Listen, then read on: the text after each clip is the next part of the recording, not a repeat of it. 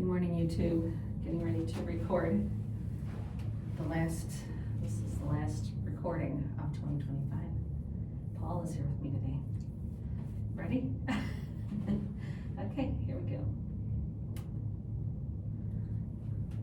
Good morning and welcome to the Good Bites by Chicago Foodie Sisters radio show and podcast.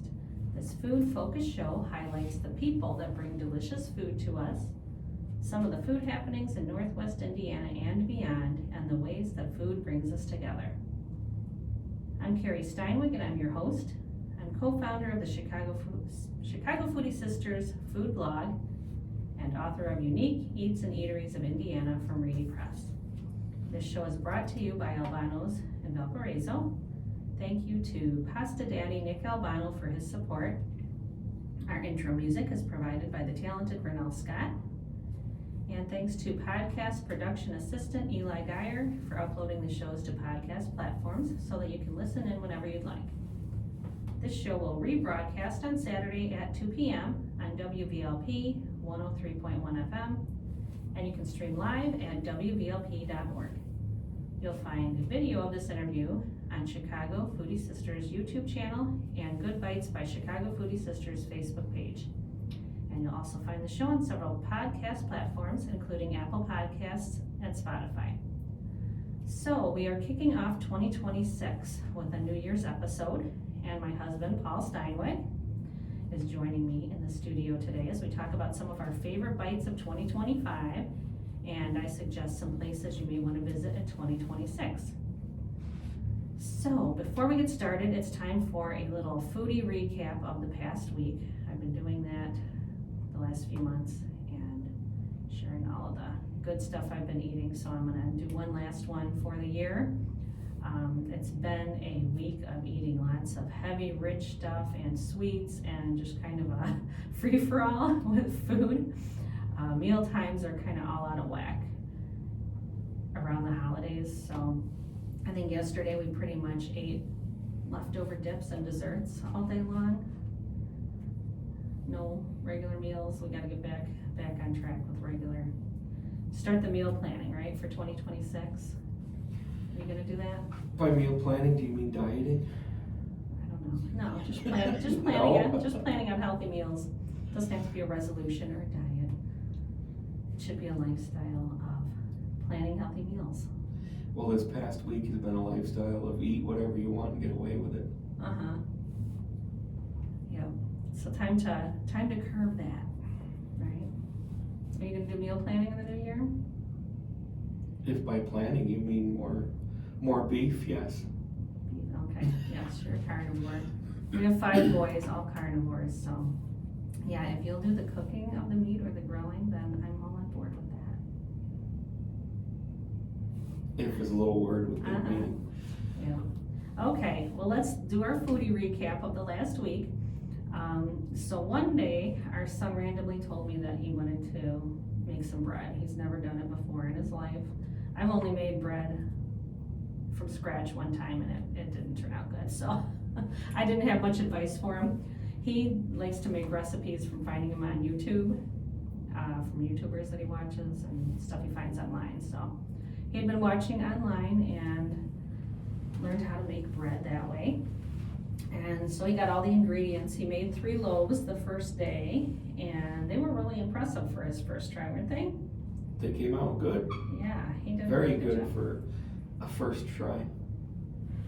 He did 1 loaf of just standard white. He did a whole wheat loaf, and then he did one that I think he was trying to make a baguette. That one ended up being like a little too wet, and so I said, well, why don't you make it into a flatbread and make it kind of pretty? And so I suggested he slice some little cherry tomatoes and press them into the top, and also some rosemary.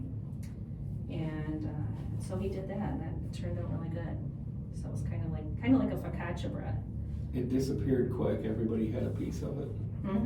Yeah, and then a couple days later he made some more. He made the next one, made the flatbread again, and he made it very garlicky, which I love garlic. I know you're not as big a fan of garlic, or you're not a fan of me eating garlic. Well, I like garlic. It doesn't always like me back.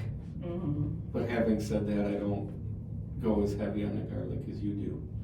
I try to take it easy on the, when I'm cooking something and I add garlic, I try to go easy on the garlic. You go a little heavier when you're using it. Yeah, he went heavy on the garlic, which I liked, so the next batch was even better. So anyway, he's been making breads, they've been very yummy. He even got really excited about it and ordered a grinder for making his own flour. So he ordered it off Amazon and he tried it yesterday and it wasn't working very well. It wasn't real high quality, real well made. And so I think he gave up that on that. He says he's just gonna buy flour. But yeah, he's did really good making bread for the first time, and I've been enjoying it very much. We also paid a visit to Fluid Coffee Bar, the downtown location. I'm partnering with Indiana Dunes Tourism for a social media campaign, visiting all 18 locations on their coffee and sweets trail, and I'll be sharing the experience. So this was the first stop of the 18 locations on the trail. And so throughout the winter, I'll continue, and roughly once a week, you'll be able to see a post of one of the places I'm stopping at. So we hit Fluid. So you can follow along on Chicago Foodie Sisters Instagram and Facebook, and then also Indiana Dunes Instagram page to see where I'm going on the Coffee and Sweets Trail. And it's the Duneland communities and even beyond, so a lot of neat places. And be sure to download the app from Indiana Dunes and then check in when you visit each spot, and when you hit 6 locations you can earn an Indiana Dunes coffee mug. So when we were there, we also hopped into Rocket Fizz, which is next door, to shop for some stocking stuffers. And it's such a fun place where you can find all the best candy from your childhood, and it brings back so many memories when you look around the store. There were all kinds of nostalgic candies that I remember from our childhood. What are some of your favorites that they had there? Well, some of the stuff I noticed when I was a kid was penny candy, and it's no longer a penny. Yeah. More like a nickel, maybe a quarter. I don't know. There was one part where I was buying some and they were 15 cents each. So Yeah. Penny candy's long gone. Yeah, penny candy was even before us. Was it still a penny when you? Well, I am 4 years older than you, that you often remind me of, and you tell me. You were in a whole different era. Yes, you tell me I'm from a completely different generation because I'm 4 years older. Well, so maybe I was old enough that candy was still a penny. As far as like pop culture and stuff though, TV shows and movies, that's a big gap. So you remember, there's a lot of movies and TV shows you'll mention, and I'm like, I don't remember those at all. I had a black and white TV when I was a kid. I did too, yeah, boy, we're sounding really Oh, you had an old TV. I did, our first one was black and white. I remember when we got our first color TV, like around 1977, when I was in 74. I remember 1974 was the first color TV in the house, and it was the only TV in the house. It was 19-inch, and I remember 1974 because that's the date that was on the back of the TV. We picked it up at Sears, and that was in the days when my dad used a credit card to buy it. And to get a credit card, I'm pretty sure you had to give up your firstborn as collateral to get a credit card in those days. back then, yeah. You know, now you go online and you sometimes get a temporary number for a credit card, so it's instant. In those days, I think my dad waited about 6 weeks to get the card in the mail. I know, it's funny, like with our kids, when we talk about stuff from when we were growing up, they just can't even comprehend that you took pictures with a film camera and you had to go drop them off and wait days. And it was like the biggest thing when they came out with these like 24-hour developing things. Yeah. And then later it even got to be like 2-3 hours at Walgreens or Sam's Club or whatever. But having to wait for your film to be developed, that's so foreign to them. And So you are as old as me. yeah, I am as old as you. Anyway, where did we go? We were talking about candy. What were some of your favorite Rocket candies Fizz. from childhood? Well, some of my favorites, actually one of the boys I think got it in the stocking stuffer, little the flying saucers. Oh yeah, I bought some of those for the kids. And It's like eating styrofoam. yes, Sprinkles in it. it barely seems edible, but it's like styrofoam that I guess sort of melts in your mouth. Mm-hmm. Sort of. Yeah. Those were a penny each. Yes, I call them flying saucers. I don't know if that's the actual name of them. Yeah, Rocket Fizz, I saw quite a few things that brought back memories. Whatchamacallit candy bar? Oh, I love those. Yeah, I They're- don't see those much anymore. They're smaller than they were when I was a kid, and I'm pretty sure they changed the ingredients because I think they taste different. Oh yeah, back then they were all made with like cane sugar, now it's corn syrup. And if I remember right, it was 25 cents to buy one of those when I was a kid. I do remember, because I remember my sister had a big bank of quarters and I would swipe a quarter out of her bank. And then I had to come up with a penny too, because it was a penny tax. But actually, even before that, I remember walking over to the store when they were still 20 cents. And I don't think there was any tax. I think it was just a flat 20. We grew up in Illinois where there was a lot more tax than there is in Indiana. But yeah, I remember when it was 20 cents and you didn't have to have any tax. And then I remember when they raised it to a quarter. So then I would swipe a quarter from my sisters. I shouldn't say that. I'm sorry, Pam. I owe you lots of quarters. Now, the candy store that I frequented as a kid, because I passed it going to school, so I passed it every morning and then every afternoon coming home from school. And I actually had a line of credit at that candy store. That was Minnie's, right? Minnie Moscavello. Mm-hmm. And she had a little pad of paper. She'd write down what you owed. And when the amount got to be too big, she'd cut you off and tell you, no, you gotta pay for this before. And in those days, I don't know, it was probably $2 or $3 when you hit maybe the $3 mark, she'd cut you off. Yeah, and that was back in Dalton. We both grew up in Dalton. Yeah, that's funny. And you must have made an impression on Minnie, because a mutual friend of ours that we grew up with, Sherry Taylor and her husband Chuck, they grew up in Dalton. And I think Sherry's a year younger than me. But Minnie was Sherry's great aunt, I believe. I think so. And something just popped up in my Facebook memories the other day. Because Minnie passed away not too long ago, in the last 5 years maybe. I feel like it's been a little bit of time. I couldn't tell you exactly how long. But it showed up in my memories the other day where Sherry was going through, the family was going through Minnie's things after she passed away. And she posted a picture of you when you were like 8 years old, a class picture of you that she had, that Minnie had saved. So you must have given her your picture when you were a little boy and she saved it all those years. Maybe I owed her a lot of money and that was her way of identifying me to the collection agency. She had a wall in the office. These people owe me money, that's why she saved your picture. Oh, that's funny. Minnie's equivalent of the post office picture. Yes. Minnie's most wanted. But I have to say, you were a cute little boy. You looked so much like Ralphie from A Christmas Story.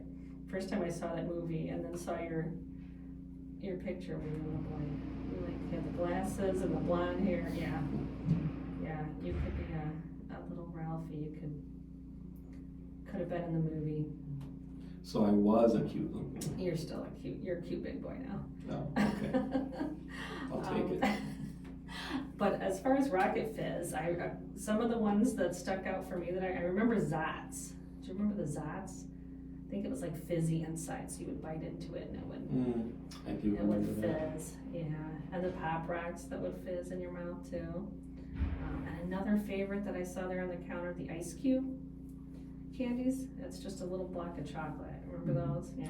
Imagine those being, I think those might have been 2 or 3 cents back in the day.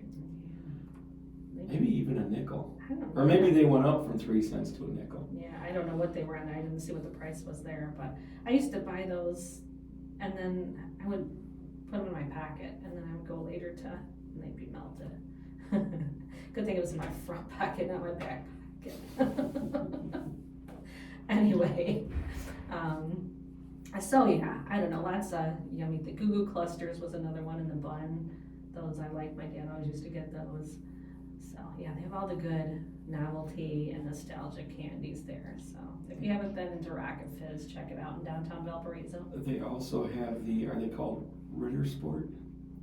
Oh, those are Candy from bars. Germany, right? Yes, those are not from well, they sort of are from my childhood because my grandmother would sometimes send that to us from Germany. Mm-hmm. She'd send us a box of candy, and occasionally the Ritter, I think they're called Ritter Sport, occasionally those were in there.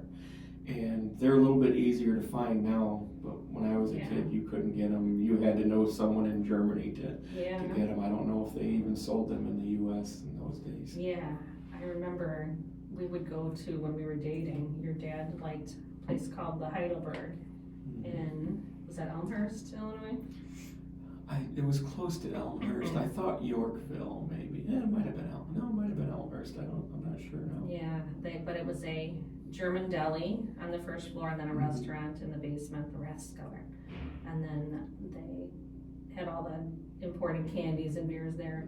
And we'd get a lot of stuff that at that time we couldn't find. Like you couldn't find Hofbrau really anywhere. They didn't sell it in liquor stores. You had to go to a specialty place like that. The deli, they did have and meats obviously in the deli, but it was also kind of I don't know if you would say a general store, but it was a German store, so it was more than just a deli. Yeah. But I do remember, right after we bought our house, we didn't even have furniture in our house, and I think we went for dinner there to the Heidelberg one night, and on the way out I stopped in the store, and if I remember right, because we didn't go there very often because it was a bit of a drive for us, if I remember right, I bought 6 cases of German beer. Yeah. And the cashier was shocked because I kept coming to the counter with case after case to ring it out. And then there was an older gentleman in there that saw me stacking up the cases next to the cash register. And he asked if I needed a hand carrying any of it to the car. And I said, well, if you don't mind. And when we loaded the last of, I believe it was 6, maybe it was only 4 cases. I want to say 6 because, anyway. You were stacking up for a long time, yeah. That's what I used to do in those days. So on the last case, I asked him, so which one of these beers do you like? Because I think each one of them was a different one. I think Dobbs, Spaten, Hockershore. I had different brands, but I also had the Oktoberfest. I think I picked up some of the summer beer and the winter beer. Yeah. And he told me, I don't remember which one, and I opened up the case and I gave him a 6-pack. And he just about hugged me when I gave him that 6-pack.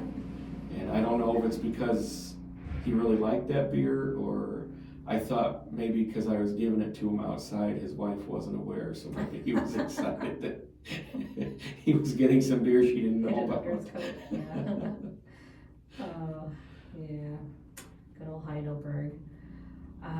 Well, what else? I wanted to talk about another bit of our foodie recap from this past week. We had Christmas dinner, and I was lucky that I did not have a whole lot of food prep to do because you made the main entree. The beef tenderloin. Yeah, which you've been doing that for a few years. Yes, and I feel like I finally perfected it, so I will brag on my beef tenderloin. Yeah, we used to do turkey and ham, and then for a few years we did prime rib. But now, beef tenderloin that's our special Christmas dish. You do the beef tenderloin, and you made the horseradish sauce. I did. With that? Yeah. I did with St. Elmo's horseradish. Yeah. St. Elmo's Steakhouse in Indianapolis. If you haven't been there, they're very well known for their shrimp cocktail, and they shave their own horseradish on site daily. And so you can buy at Beef Mart the St. Elmo's cocktail sauce and also a jar of their horseradish. Yes. I use the St. Elmo's horseradish to make my own sauce for the beef tenderloin. Yeah, it's so good. And you have to appreciate the burn that you get. I don't know if I should call it a burn, but I guess it is a burn. It's not like a hot sauce where it burns your tongue. It doesn't burn your tongue. It's more like it burns your sinuses. Yeah, I was thinking like when you do hot sauce, or like a whiskey burn, they like go down. Like you feel it in your mouth, and then you can like almost feel it going down to your stomach. This horseradish, it's like it goes up. It goes up, yes. So it's like you can, I don't know, just all of a sudden you get it, you can feel it in your nose, and you feel it like working its way up. It's not for the faint of heart. If you're not a fan of strong horseradish, it won't be for you. Yeah. But if you like that little bit of kick with that It's horseradish, an acquired taste, but I love it's it now. yes. Yeah, so that was really good. You made the beef tenderloin, the horseradish sauce, and your famous eggnog. World famous. World famous. I claim it to be world famous. Okay. Maybe not world famous. Tell us how you make your famous eggnog. With love. It is not diet eggnog. It is not, if you can't have a lot of sugar, it's not going to be very friendly either, because I do put a fair amount of sugar in it. And it's kind of a lighter version though, because when you buy store-bought eggnog, it's very thick, and yours is thinned down a little bit. I like it much better than store-bought. I don't drink store-bought anymore since I make my own, but when I used to buy the store-bought, I would actually mix milk with it to thin it a little bit, because I thought it was too thick. It was so thick I felt like it was almost gooey. Yeah. And extremely sweet. So what goes in yours? Milk? Milk, eggs, of course, hence the name eggnog. Cinnamon, nutmeg, sugar, vanilla. Recently discovered some really good vanilla with some really good flavor. Oh yeah, bourbon vanilla from Trader Joe's, right? Yes. Is that what you used this last time? Yes, I hesitated to get it because it's a little bit pricier than what I normally get, but I was encouraged by my co-shopper to spend the extra $2 and get it because it'll be worth it. And oh, for sure. it was. I've been using store-bought eggs, but when we used to have our own chickens, I made it with fresh eggs, and it's better with fresh eggs. The fresh ingredients, of course, make it better. For sure. I do like to whip it up. I use a KitchenAid mixer with the egg whisk on it to whip it up, and I let it mix until it's whipped up with some foam on top. I feel like that makes it taste better when you whip it up that way. If you don't get it to that foamy level, right, I don't think it tastes as good. And another thing that makes it taste better is that it goes into the moose mug punch bowl, and we drink it out of moose mugs. Yes, so I feel like that's a generational thing, since you've been telling me lately that I'm from a different generation than you. But our kids' friends will come over and they have no clue. I mean, if you're under, I don't know, I was gonna say if you're under like 40, you wouldn't know it, that it's from the movie Christmas Vacation, but that's a classic. They rerun that. The early 80s, was it, when that movie came out? I think that was 89. I know it's 89 because I have a shirt that I wore last week that says it's a Butte Clark, and it said established 1989. Okay, I thought it was earlier, but yeah, if you're not from that era, you may not know the connection between the moose Just mugs like and the leg movie. lamp. Some kids come over to our house and they're like, "What is with that lamp in your window?" And I always say every family has a cousin Eddie, and I remember I had one growing up. That's also from the movie. For those that haven't seen it, you have to see it. Yeah, we should have done a bit on all of our favorite Christmas movies. Well, those are like two of the favorites. And then I like Elf a lot, and you like Polar Express, right? So yes, and It's a Wonderful Life. That one's tough we have to beat. watch that one. That one's tough to beat. Yeah, that's like the Christmas classic. So yeah, we had a lovely Christmas dinner, and our son Carter, he's the mashed potato man. He always makes mashed potatoes from scratch when we are having dinner or having the beef tenderloin. And then I just made a salad, a veggie, dinner rolls, and a corn casserole. And then desserts were I purchased cheesecake, and we had some homemade cookies from my friend Oksana. And it was a delicious dinner, and all 5 of our kids were there, and some girlfriends, and so we had a nice little Christmas dinner. And then the day after Christmas, I saw a post from Pick's Tavern that popped up, and I saw it had just posted. It had been 40 minutes since they posted it, and it said that they were closing for good the following day. And that's been one of our favorites since we moved to Valparaiso. So we decided to go on over there for one last meal, and had the shrimp cocktail that they served tableside, and then we got one of their burgers and fries. They always have real good burgers. So we will definitely miss that spot. And it'll be interesting to see what makes its way into that location next. If it'll be another restaurant. Things are always changing in downtown Valparaiso with the restaurant scene, but there's always good stuff to, places to dine.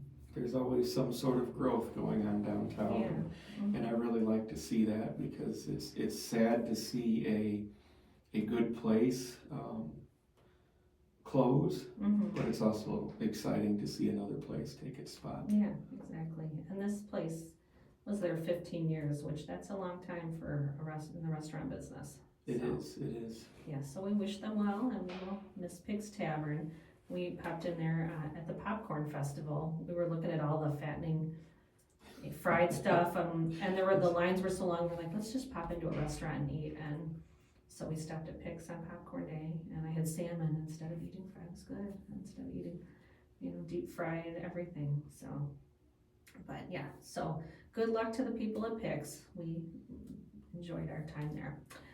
And then as a little side note on that visit, we also took a little walk after our meal downtown, and downtown Valparaiso just looks amazing. It's like a little Hallmark movie town, and I don't remember the courthouse being lit up that much in the past, but it looks so pretty. And then of course Central Park Plaza always looks beautiful with the big tree and all the lights on the smaller trees around the perimeter and the ice rink. The big tree at the plaza is amazing. Yeah. And it goes up every year, and quite a job. the skating rink, the ice skating is right across from it. Yeah. And for anybody that likes photography, that's kind of my hobby. The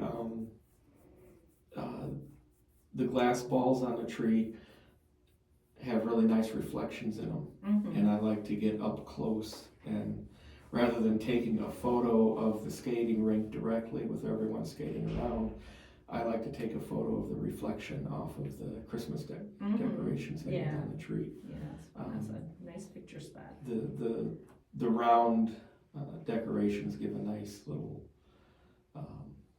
nice little look, like illusion, or illusion. kind of like when you're in Chicago with the bean, everything reflects off of it, and so Yes, you get just a cool slightly visual distorted because of the shape of the bean, but still so the same concept, clear. But so and I spend my summers down there at Central Park Plaza because I manage the Valparaiso Market, so it's always strange being there when there's other events. I like forget that traffic comes through that road. I'm used to having it blocked off and just walk, and sometimes I forget and I'm like, oh yeah, I gotta wait for a car. Yes, for the market, when there's an event going on, there's no left turn off of Lincoln Way. Yeah. And I know when people are accustomed to making that left turn, and then suddenly the no left turn sign is on, and the barricades are up. I think some people are a little bit dismayed by that because there's not necessarily a rhyme or reason for it, because the dates, depending on the event, aren't consistent. Yeah, but I love Central Park Plaza. It's a lovely place to work and to be all year round. There's always something fun going on there. So, and what else? Okay, and then on Saturday, I had friends over for my annual Favorite Things party. So it's where you bring a couple of your favorite things, and then you do an exchange, kind of like a grab bag. And you can steal if someone picks something you really like. So it's a lot of fun, but I did the gathering as a potluck, which makes it much more enjoyable as a host.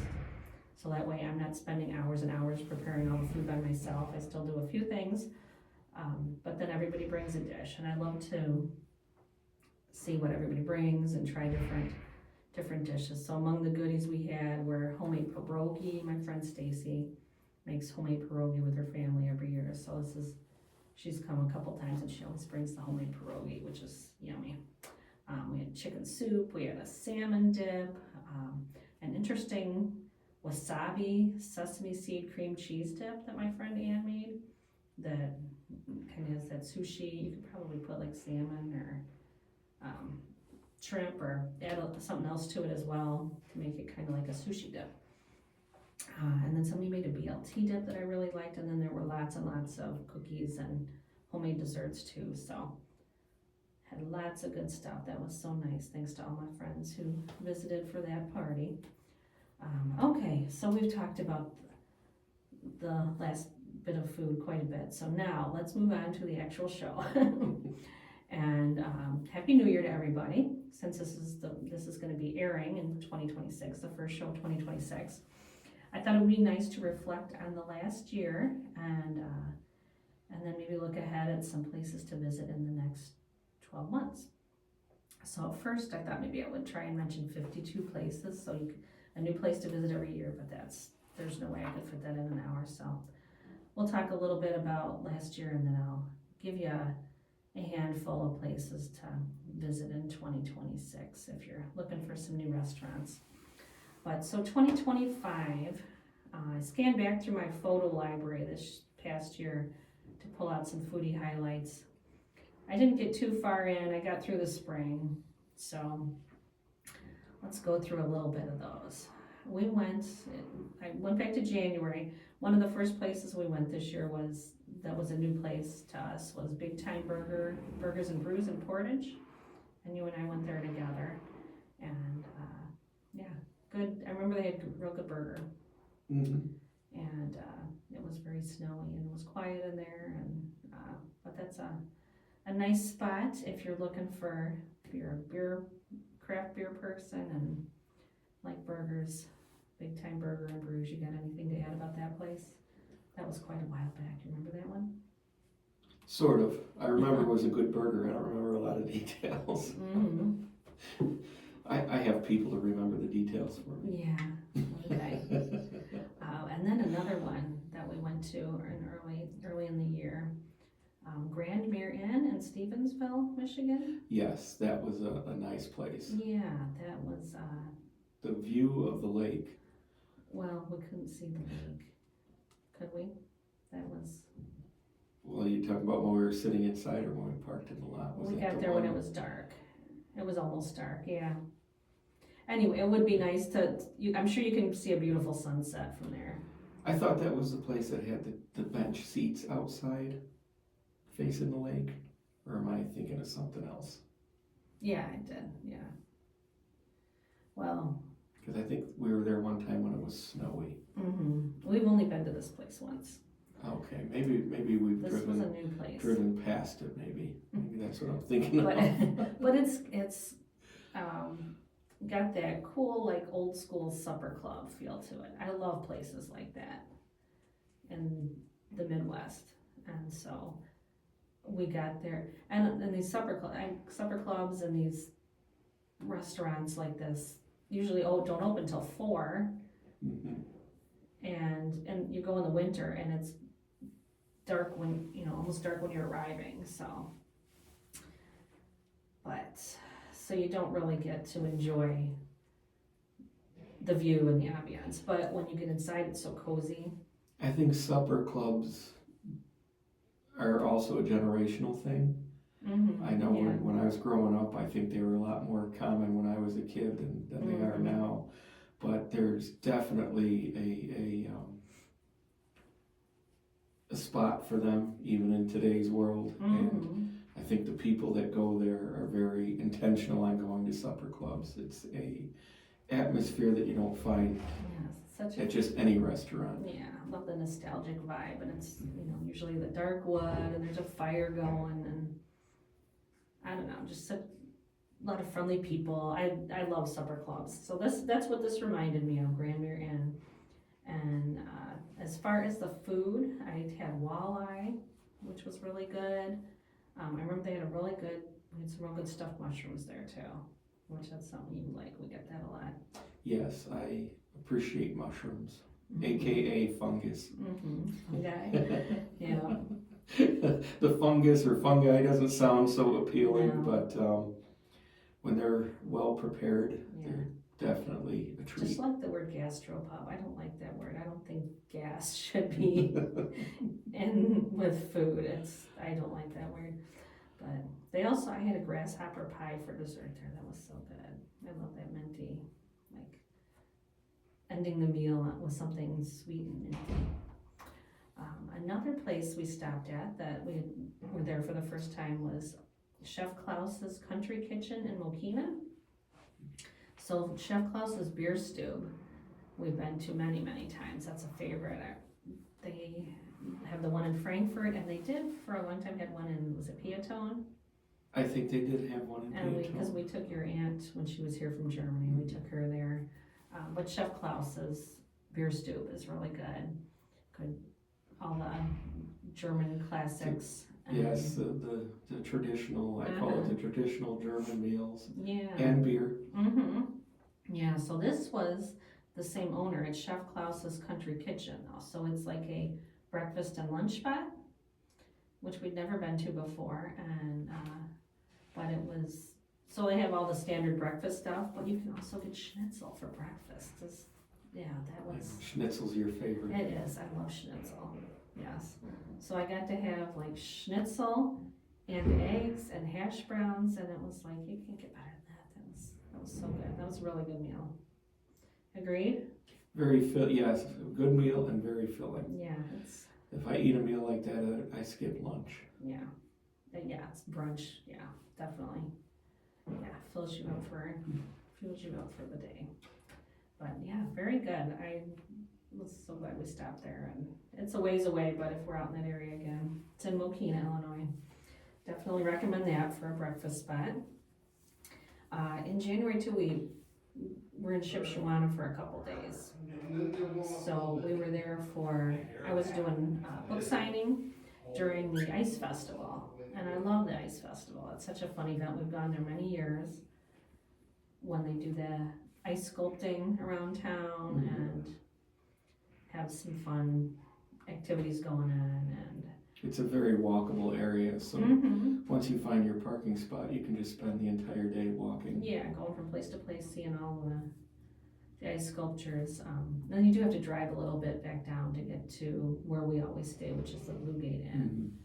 But yeah, so when we were there, you always have to go to Blue Gate Restaurant for the big Amish buffet.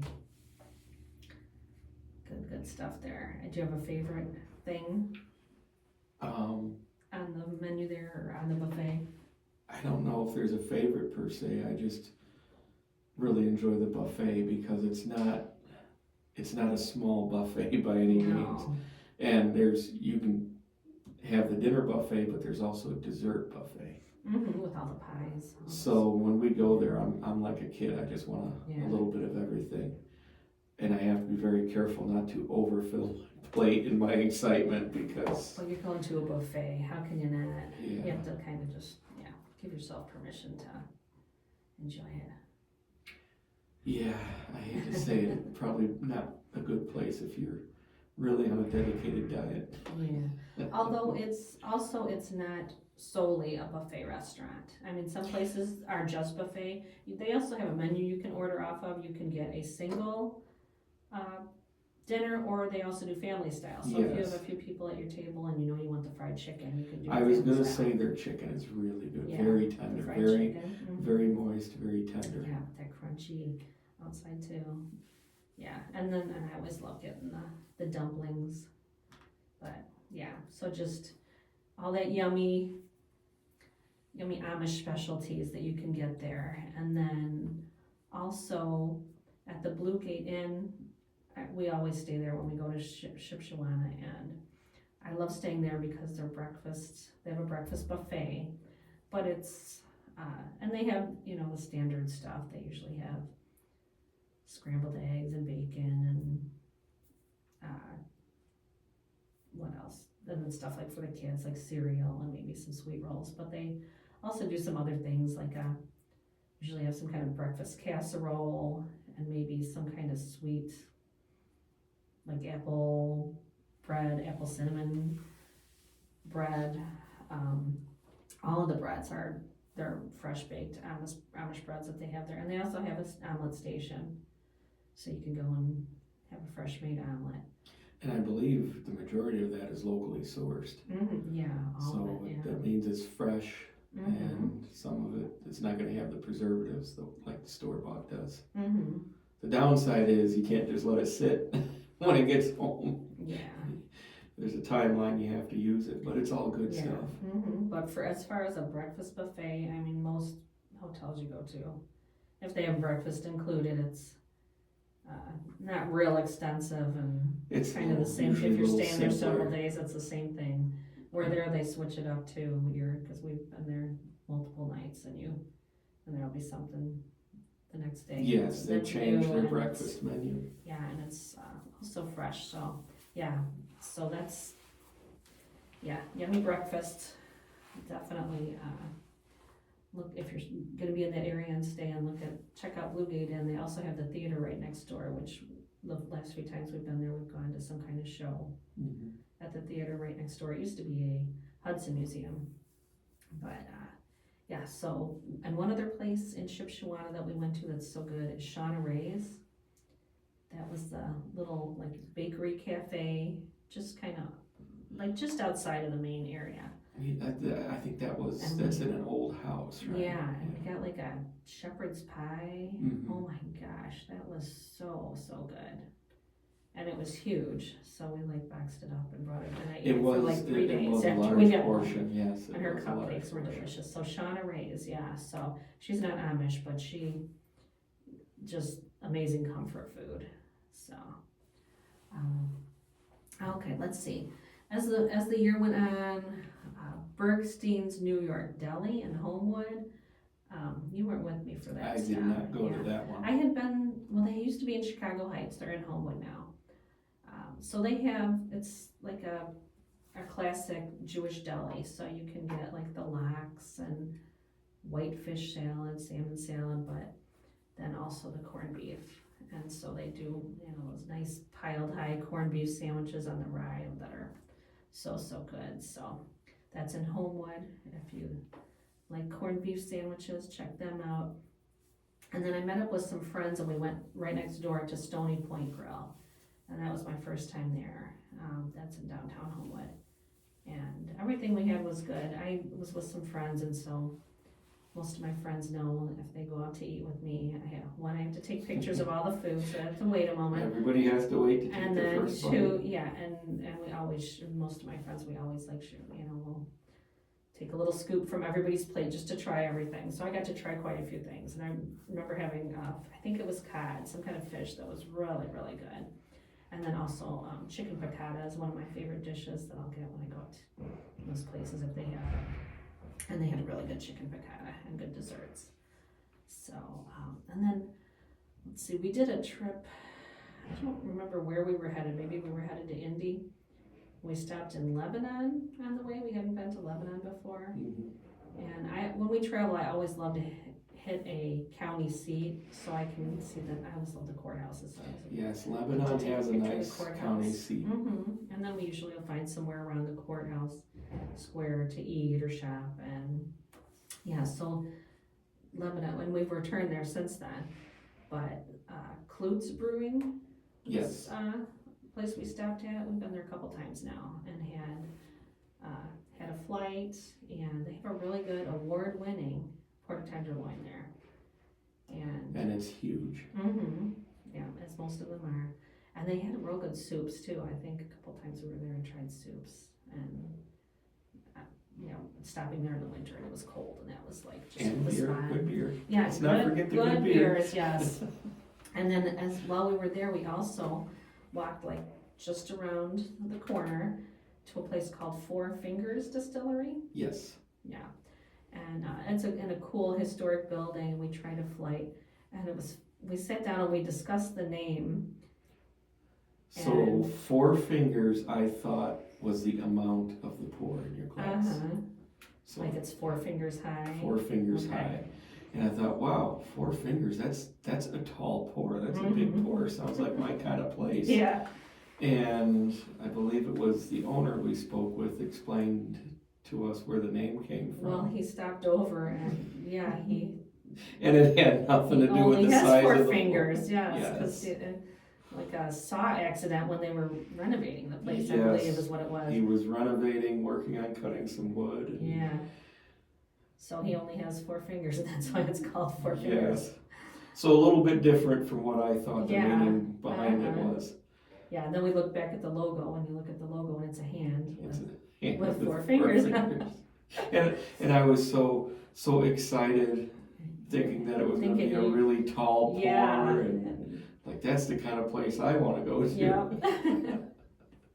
But it was a cool place. It had a cool vibe. It's a neat old historic building. It is, yes. And they also, we didn't eat when we were there because we had just come from Clues, but they do have tacos. It sounded like a good menu. I looked it over, so we'll have to Yes, stop there they and did get have some time. some items they did on their menu, and as usual, we couldn't try everything while we were there, but Mm-hmm. I wanna say the tacos, we did get a small plate of tacos, Mm-hmm. and those were good. Yeah. The another place that I was at, this you weren't with me for this one, but it was called Butcher and Barrel in Huntingburg. I think I was there for a dinner with like some tourism folks and local officials for an Indiana Foodways Alliance dinner. But really good place, really good smoked meats. We got some appetizer platters where it was all smoked, like brisket and pork, and very, very good. And I think my entree was scallops at that place. Really good. And they had a really good chocolate creme brulee for dessert. You know I love creme brulee. Mhm. And they had a very, very good one. So, yeah, that was a very memorable meal as well. So that's Butcher and Barrel in Huntingburg. And then I was just mentioning how I love the county seats, and one of the trips we were doing, we stopped in Martinsville, which is Morgan County seat, and they had this cute candy kitchen. I love these old nostalgic candy and soda shops, and that's what this one was. It was adorable. It's definitely worth seeking out. And then we stopped for a meal at what was called Awnie's. I always want to say Arnie's, but it's Awnies. But it was an Italian spot. We had some good pasta there as well. And what else? Valentine's Day. Remember where we went for Valentine's Day? Why do you put me on the spot like that? You know I don't remember. We went to a cool spot that I really love, Thornton Distilling in Thornton, Illinois. Yes. Which Oh is, yes, I remember Valentine's Day. We went to Thornton Distilling. Yeah, but it's such a cool building. It's the oldest standing original brewery in the state of Illinois. Now it's a distillery. It was a brewery for a long, long time, and it had ties to Al Capone, so just kind of a really cool history to it. It's on Thorn Creek, and they had a limestone well next to the creek, and so you can do tours. They do, and they do use the well water in their products, in their distillery. And I always mention the interesting fact about that, and people sometimes don't believe me, and I say, look it up, it's true. Their well water, even though they're... It's an aquifer from Superior, right? Lake Superior? Lake Superior. Okay, so Lake Superior water. And the irony of that is it's located on the southwest end of Lake Michigan. But the water in their well is from Lake Superior. So the water travels underground for that distance. And it travels through a lot of limestone, and limestone is a natural filter for water. And I guarantee you that's some of the cleanest water you will ever find anywhere. Sometimes well water will have a flavor to it depending on what's in the ground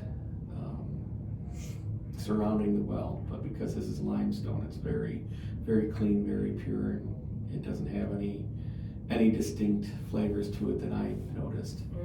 And I also remember from my childhood, a friend of mine had a well not too short of a distance from Thornton, and it was the same water. He told me it was Lake Superior water. He said the way they know it's from Lake Superior is because of the microscopic bacteria that's in it, which for you, those of you that are kind of scientific, that's how they know where it comes from. And that place has, there's lots of rumors about hauntings Yes. at that